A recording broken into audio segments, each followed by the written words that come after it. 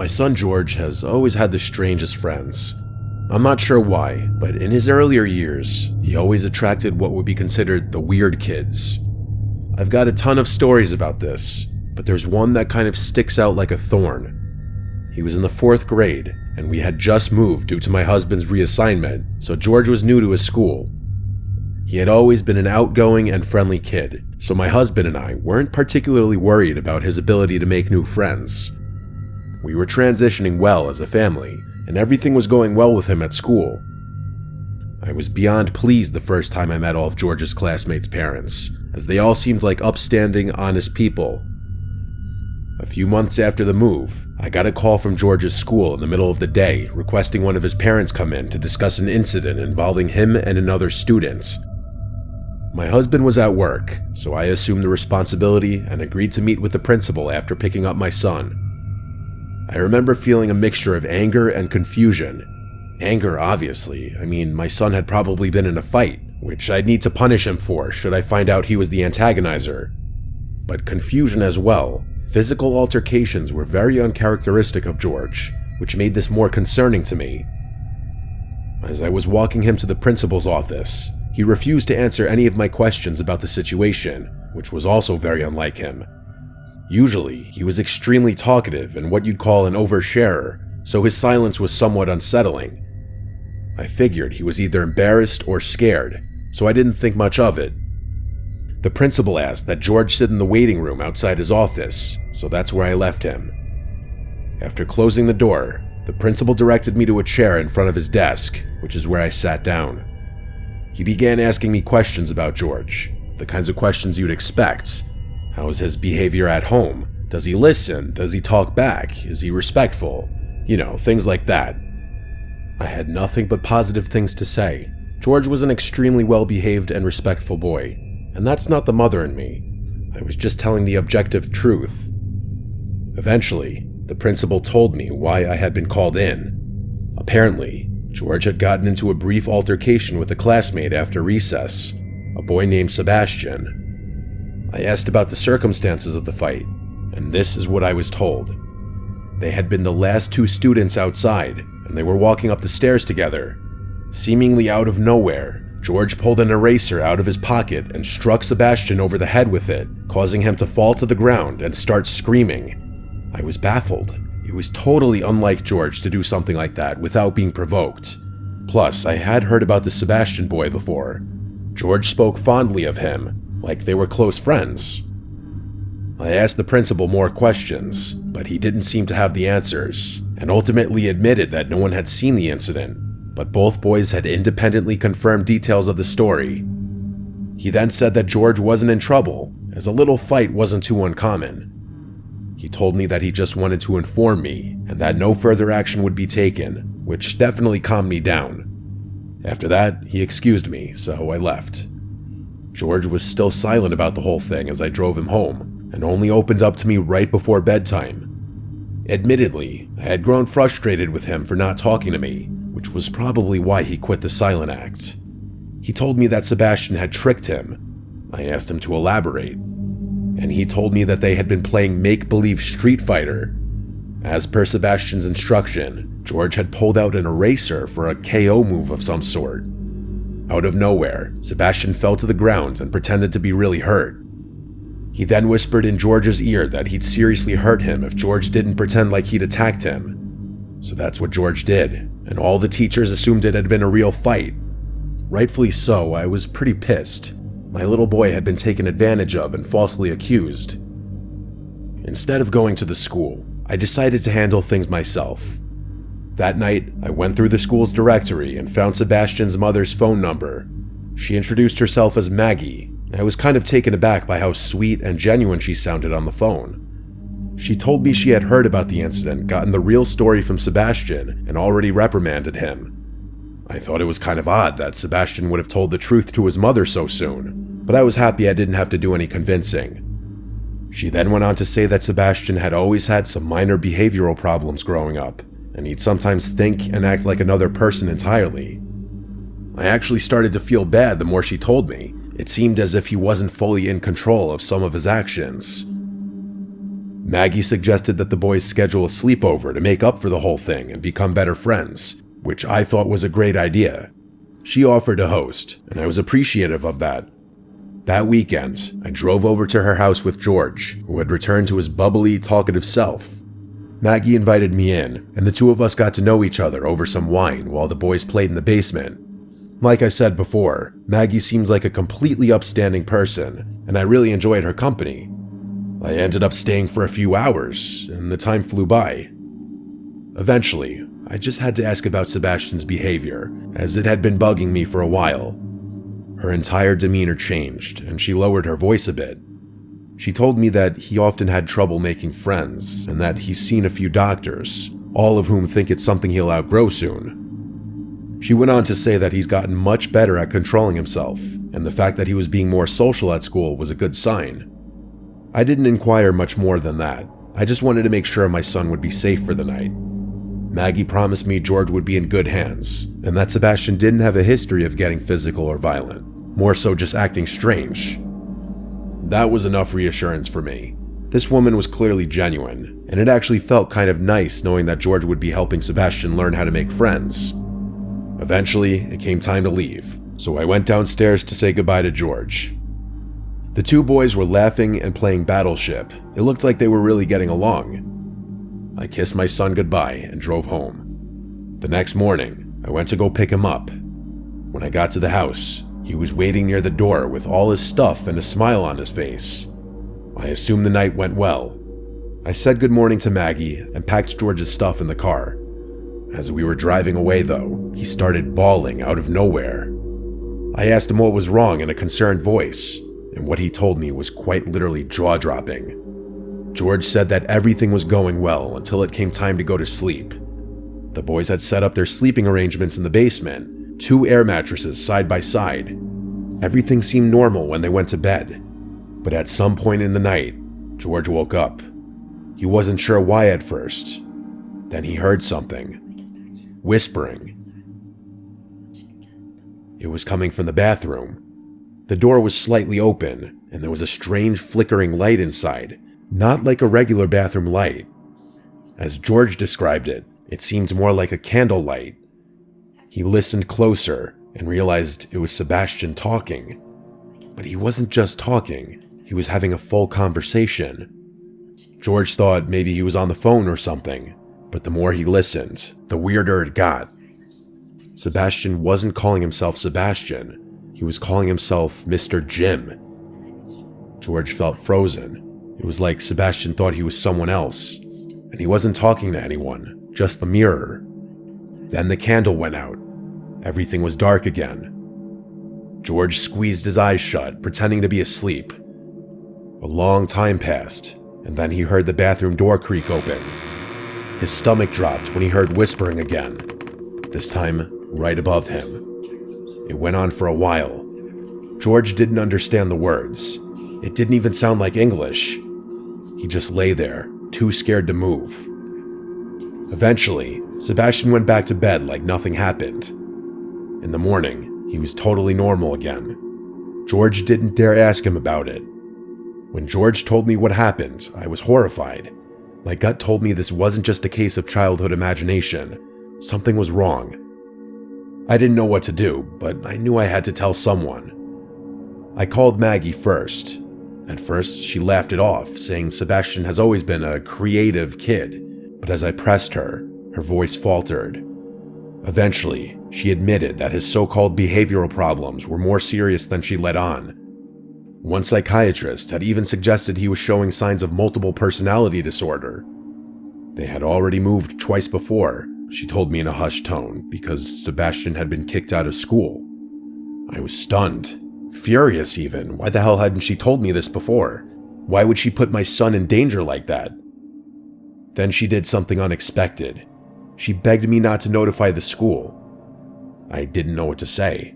Part of me wanted to respect her wishes, but another part of me knew that something was very wrong. I blurted out, "Okay," and hung up the phone before she could respond. I told myself I'd make my decision by the end of the week, but I never got the chance. That Monday, Sebastian full-on attacked another student at recess. It was serious enough that the school sent out a statement to all the parents, though they kept the details vague. By the end of the day, I found out that he had been expelled. I tried calling Maggie, but her phone had seemingly been disconnected. The situation was incredibly unsettling. Just days ago we had spoken, and now, suddenly, she was unreachable. I didn't even know what I wanted to say to her, just that I wanted to say something. There were no other numbers or emails in the school directory, just that one number that was now disconnected. A few days later, the curiosity got too overwhelming, so I bit the bullet and drove to her house. When I arrived, it was completely vacated. No moving trucks, no sign of a rushed departure, just gone. It didn't make sense. How could they have left so quickly? I tried looking them up, searching for any trace of them online. I found nothing. No forwarding address, no mention of them anywhere. It was like they had never existed at all. That was a long time ago, and George wasn't too badly affected by it. In all honesty, I think he's mostly forgotten about it. I haven't, though. I often think about what could have happened to my son that night in that basement, or what kind of things that kid Sebastian has been doing since.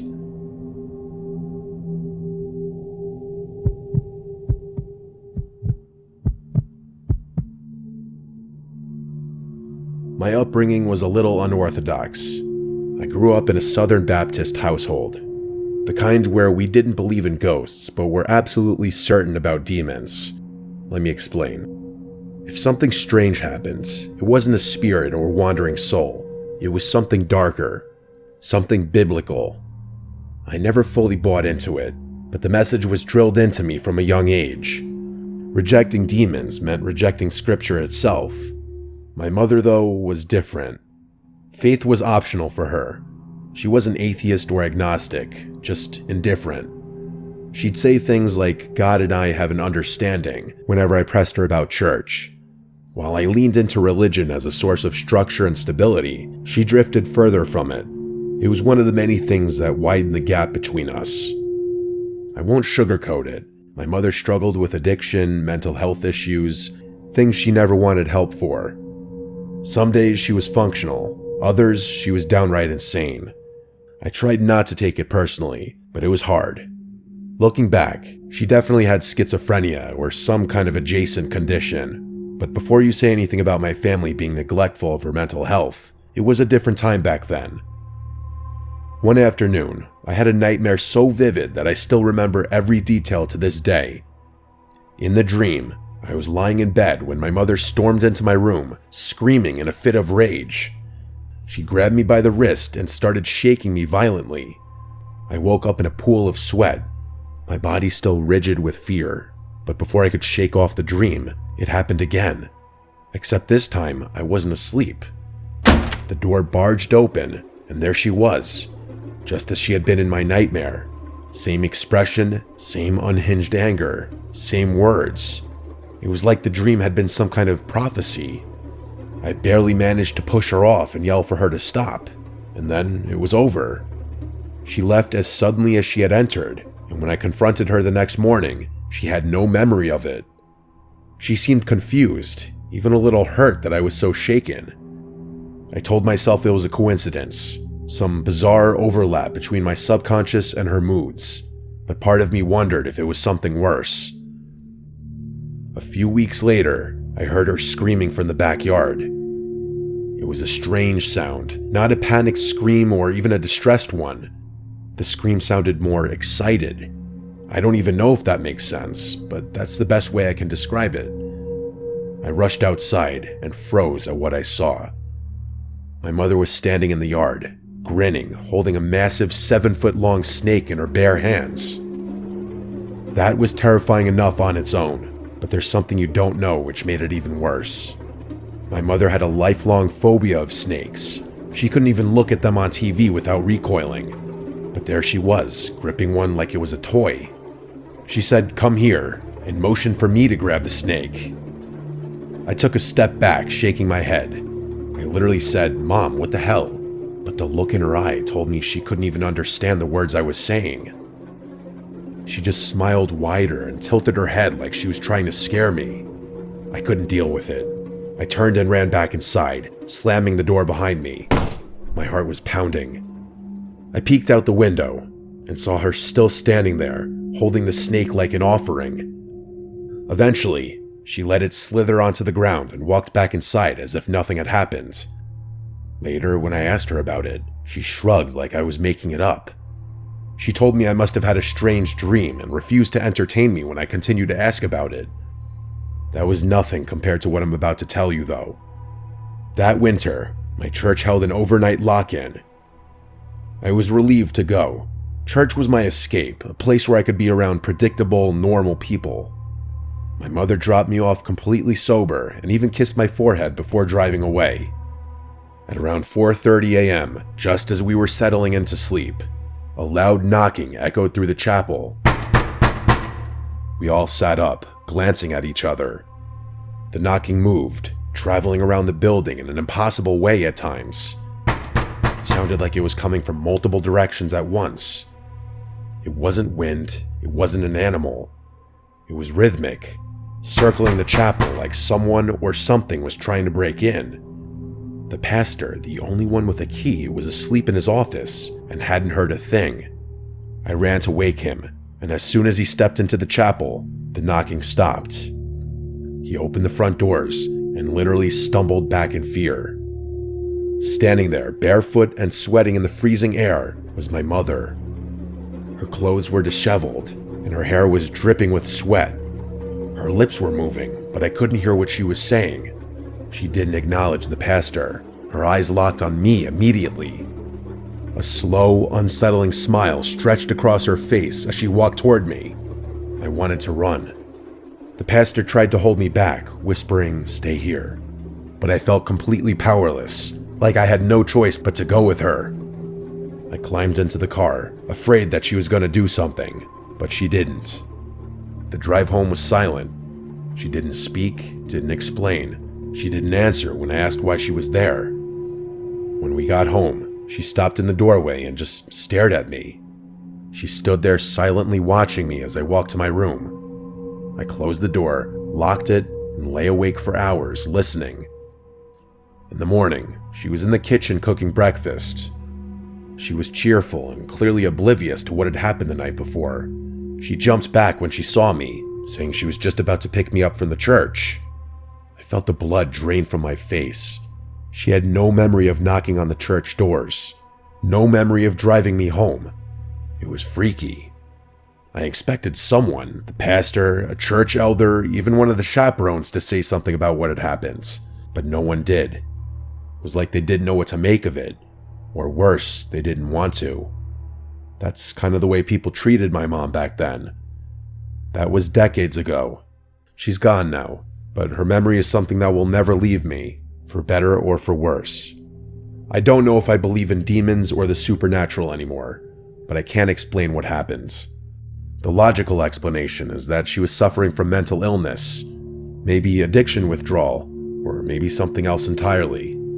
But the memory lapses, the eerie timing, the way she acted like a different person some nights, it still haunts me. I tell myself there's a rational answer for all of it, but even now, I'm not sure I believe that.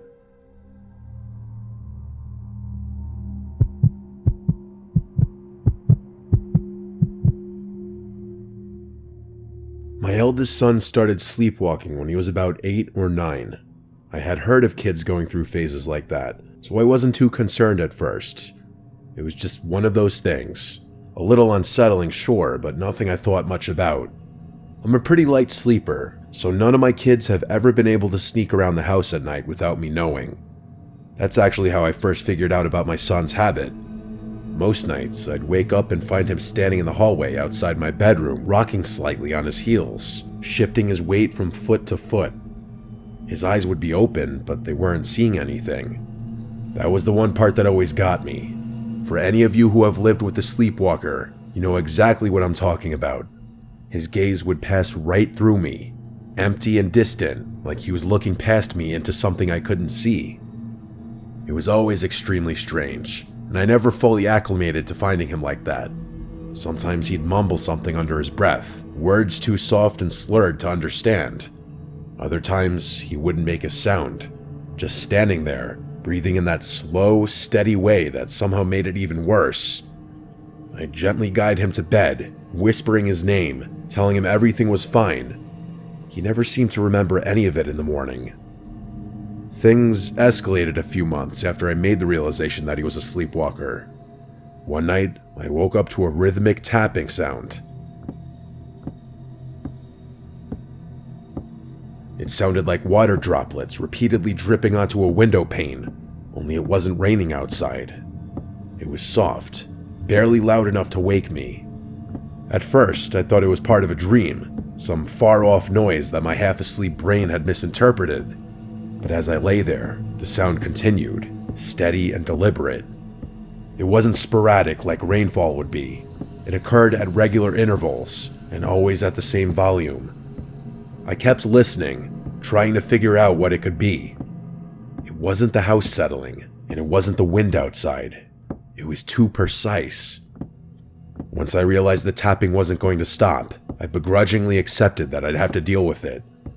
I sat up and looked towards the door, which is where the sound was coming from. My husband was fast asleep, and I didn't want to disturb him. I should mention that I wasn't scared, just curious. Otherwise, I probably would have woken him up. Anyway, I got out of bed to investigate. When I stepped into the hallway, I saw him. My son facing the wall, his forehead lightly knocking against it in slow, measured taps. His fingertips gently grazed the wall in rhythm with his forehead taps, as if he was trying to walk through it. I remember calling his name, my voice barely above a whisper. He didn't react, just kept pressing his head forward, knocking it in that eerie rhythmic way, like he was testing something, like he was trying to push through. I stepped closer, but right before I was about to intervene, I hesitated. Something about the way he was moving genuinely sent a chill right through me. I gently reached out and placed my hand on his shoulder, shaking him just enough to pull him out of whatever trance he was in. He blinked, took a step back, and then, as if nothing had happened, let me lead him back to bed. He never mentioned it in the morning. It happened a few more times, but it was pretty infrequent if I'm being honest. I figured it was just another strange habit of sleepwalkers. Maybe some kind of subconscious response to the wall being there. Some internal sense of space that his dreaming mind hadn't accounted for. And eventually, he outgrew it. The sleepwalking stopped, and the strange, vacant staring in the hallway became a weird little memory that I mostly forgot about. That is, until my younger son started doing the same thing years later. The sleepwalking, I mean. At first, I brushed it off. Kids go through phases. Some behaviors repeat themselves. It was just so uncanny that both of them started sleepwalking around the same age. Again though, nothing too unusual. Genetics are a fascinating thing. But eventually, I started noticing the little details. The things that gave me a growing sense of concern. It wasn't just that he sleepwalked. It was how he sleepwalked. He stood in the hallway, shifting from foot to foot, his eyes open but unfocused. He moved the same way as my older son had, with that slow, eerie rhythm, like his movements weren't completely random. It was unsettling. It felt like I was living the memory of watching my older son do the same thing years earlier. But it got worse than that. One night, I woke up to that tapping noise again. I already knew what I'd see before I stepped into the hallway, and I was right. There he was, forehead pressed to the exact same spot, knocking against the wall like he was trying to step into something that wasn't there. It was the exact same behavior my older son had exhibited all those years ago, from the forehead taps all the way down to the way his fingers brushed against the wall. I called his name. Nothing. I touched his shoulder. Nothing. He just kept knocking, his small body swaying slightly, lost in some deep, unreachable place. And that's when it hit me. He had never seen his older brother sleepwalk. At least not that I know of. His brother hadn't done this in years. There was no reason for him to exhibit the same exact behavior. Not just the wandering, but the standing, the tapping, the eerie, misplaced urgency of it. I don't know why, but that thought made me feel sick. After some badgering, I eventually snapped him out of his trance. I guided him back to bed and tucked him in like I had done so many times before, trying to tell myself that it was just one of those things. And then, just like his brother, he outgrew it. Just like that, no more sleepwalking, no more tapping. He had no recollection of it either. For years, I didn't think about it. In all honesty, I had forgotten about the whole thing, but there's a reason I'm writing this now. My sons are away at college now, and the house is a lot quieter than what I'm used to. Because of that, my husband and I have to find new things to occupy some of that downtime with. A few weeks ago, we decided to renovate the house. The house is pretty old, and we've lived in it long enough that we've decided to change things up. New floors, new paint, some fresh updates to make the place feel new again. It was all minor work, nothing too intensive. We were stripping the old wallpaper when we noticed something underneath. At first, I thought it was just some old backing or maybe a weird stain, but as we peeled more away, my breath caught. It was an old, antique-style mirror, a mirror that had been covered for some reason. My first thought was, why the hell would someone cover a mirror instead of removing it? I felt ridiculous, standing there staring at a piece of glass like it was going to do something, but I couldn't help but feel like we weren't supposed to find it, like it had been sealed away for a reason. And that's when I realized the mirror was positioned in the exact spot on the wall that my sons had been bumping into all those years ago. The memories came flooding back, and I stood there in shock. There was no logical reason they should have known it was there. They couldn't have, and yet somehow they had. Both of them had independently been trying to walk into something that was impossible to see through the wallpaper. Forget about the fact that they were unconscious. I immediately got rid of that mirror, but I'm still pretty freaked out by the whole thing. There's got to be some kind of rational explanation for this, but I can't think of one. I still don't know what to make of this. I really don't.